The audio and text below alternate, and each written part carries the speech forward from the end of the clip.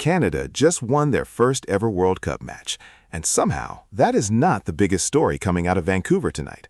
By full time, a Canadian player had been carried off on a stretcher with his leg badly broken, both benches had spilled onto the pitch, and Qatar had finished the game with only 9 men. The final score was 6-0, the biggest win any North American team has ever managed at a World Cup. But the celebration and the chaos arrived almost in the same breath. So let me walk you through exactly what happened at BC Place, goal by goal, including the tackle that silenced 50,000 people and the fight that broke out right after it. First, what was on the line? Canada came into this game with a single point from a draw with Bosnia and Herzegovina. In 40 years and 2 previous World Cups, the men's team had never actually won a game. Not one. Now they were the host nation, playing in front of a sold-out BC Place in Vancouver, 52,497 fans, and they needed a result to stay alive in Group B. Qatar, on the other side, were the team almost nobody fancied, but they had 11 men, a point to prove, and nothing to lose. For about 15 minutes it was tense and even. Then Canada turned it into one of the most one-sided nights this tournament has seen. The breakthrough came in the 16th minute. Jonathan David's half volley was parried by the Qatari keeper, and Larin was first to the rebound to bury it, 1-0. 13 minutes later, it was 2. Tahajan Buchanan's shot took a deflection. The ball dropped to Jonathan David, and he finished it first time, 2-0. Then the game tilted for good. In the 32nd minute, Qatar's Homam Al-Amin hauled down Buchanan as he broke through on goal. The referee reached for a yellow, but VAR sent him to the monitor, and the yellow became a straight red. Qatar were down to 10 men with an hour still to play. Canada smelled blood. Right before the halftime whistle, in stoppage time, David popped up again, a poacher's finish off a Larin header, and it was 3-0 at the break. Canada had a man advantage and a stadium that could already feel history coming. Then the second half started, and the night changed completely. Just minutes in, Canadian midfielder Ismaël Koné went in to win a ball, and Qatar's Assim Madibo came through the back of him. The replay was hard to watch. Koné's lower leg buckled in a way a leg simply should not. A member of Canada's coaching staff was caught on a broadcast microphone telling the referee his leg is hanging off. The crowd, 50,000 strong, went almost silent. Koné was treated on the pitch for several minutes and then carried off on a stretcher.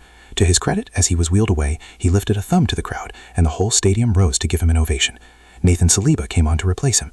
Canada's head coach, Jesse Marsch, would live or call it a huge loss, but in that moment, nobody on the field was thinking about the score. Because the tackle did not just injure Koné, it lit a fuse.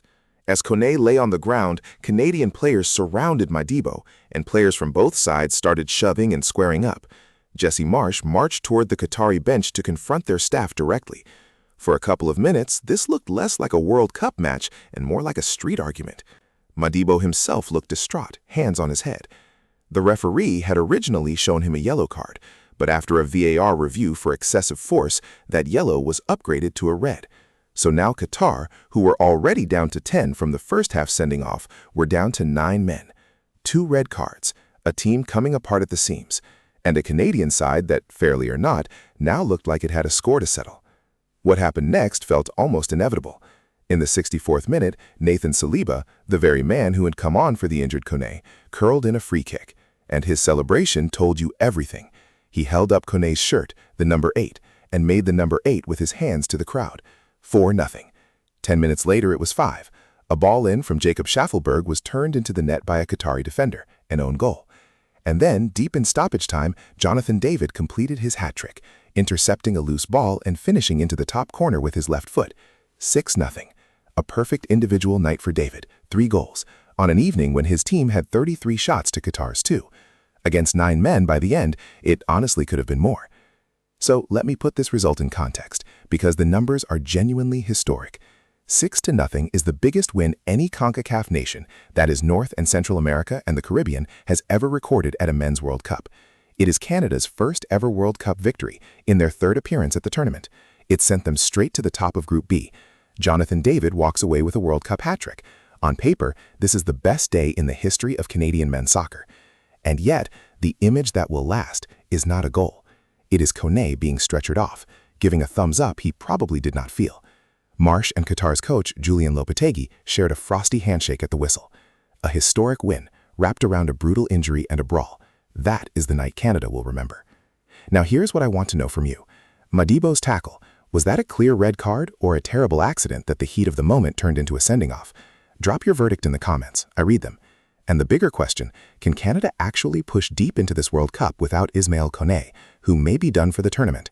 This channel is breaking down every story of World Cup 2026, every goal, every red card, every moment like this one as it happens. If you want to follow the whole ride, hit subscribe, because there is a game almost every single day from here, and the drama is clearly just getting started. I will see you at the next one.